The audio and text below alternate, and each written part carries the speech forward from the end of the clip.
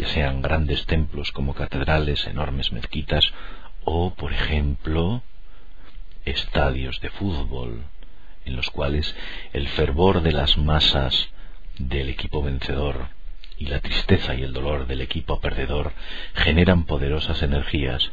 Recordemos que en no pocos estadios de fútbol donde la gente se concentra a diario todos los domingos, se han llegado a ver algunas ocasiones ovnis.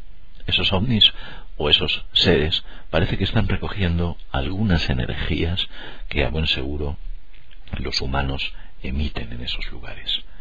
Eso es lo que quieren de nosotros, entre otras muchas cosas.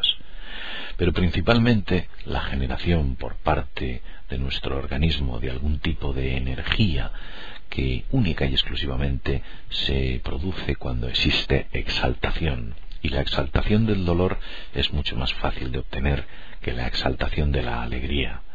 La exaltación del dolor, aparte de que es mucho más instantánea y mucho más rápida y eficiente que la exaltación de la alegría, para los dioses desde luego les satisface, o a ellos les satisface mucho más. Intente usted pillarse un dedo con una puerta, verá que en décimas de segundo el dolor le aparece. Y sin embargo intente encontrar en usted la alegría y la felicidad. Verá que es una meta bastante difícil de obtener. Es por ello que los dioses siempre y constantemente nos piden el dolor. Es por ello que la hermandad nos ha generado y creado en un ciclo de vida, en un modus vivendi, en el cual el dolor para subsistir, el trabajo y la lucha diaria forma parte de nuestra vida cotidiana.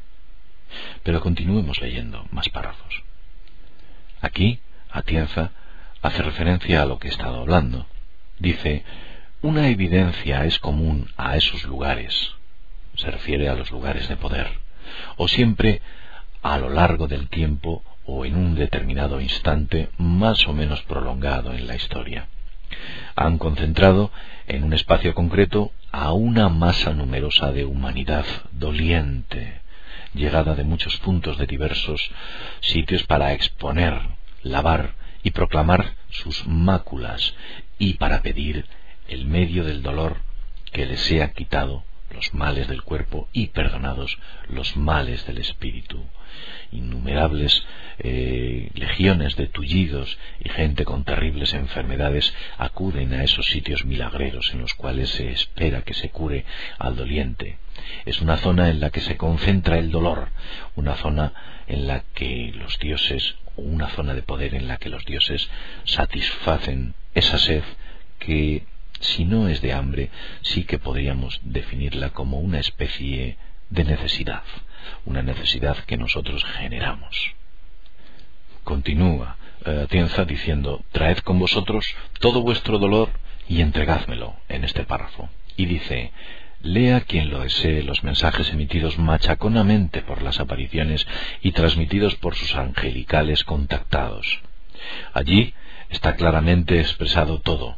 Que acudan los enfermos, los lisiados, los que sufren mal de cuerpo o de alma, porque en aquel lugar sagrado habrán de ser consolados, y los enfermos y los lisiados, etcétera, etcétera, acuden en masa, 1 de cada 10.000, o 100.000, o 1 de cada 10 millones, sana milagrosamente, con todas las autentificaciones necesarias de una ciencia que esta vez se ha tropezado con la horma de su zapato, con lo auténticamente imposible.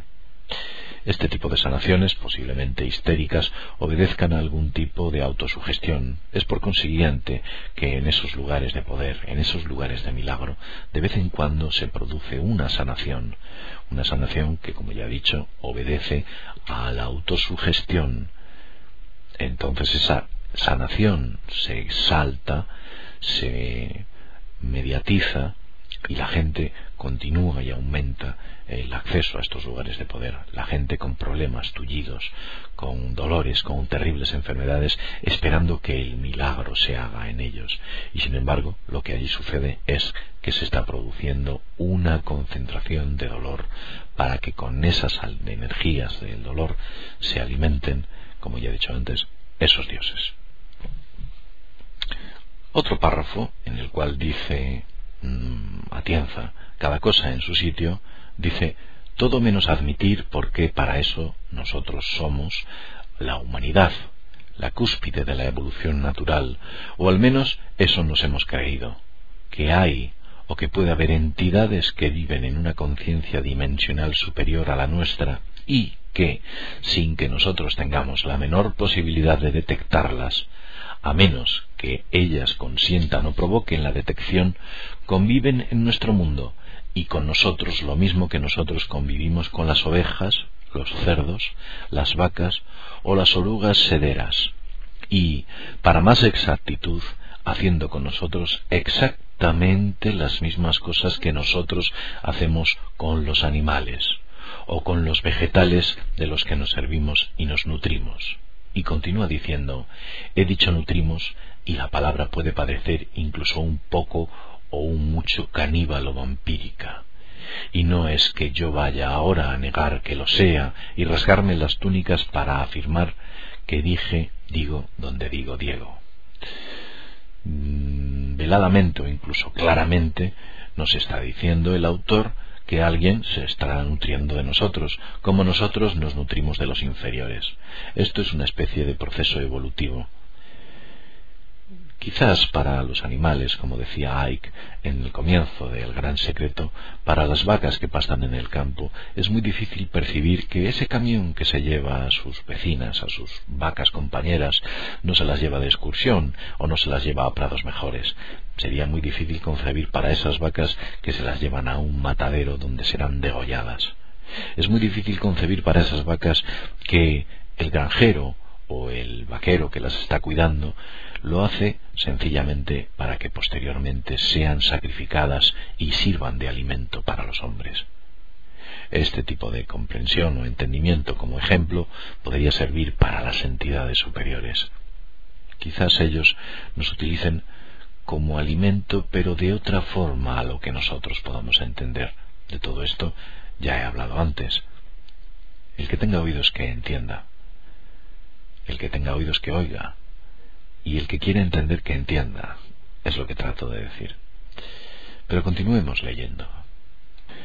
Dice, nutrición, y he querido expresar precisamente eso, nutrición, canibalismo, alimento, comida, subsistencia, vitaminas y proteínas e hidratos de carbono, o la materia o la energía que puede servir de sustituto o de complemento nutricional a las entidades que sin saberlo nosotros racionalmente están ahí, nos manipulan porque ese es su derecho dimensional y natural, el de manipularnos exactamente lo mismo que nosotros, los amos del mundo, no lo olvidemos, estamos o nos consideramos en el derecho de devorar y dirigir y manipular a los seres de las conciencias dimensionales inferiores.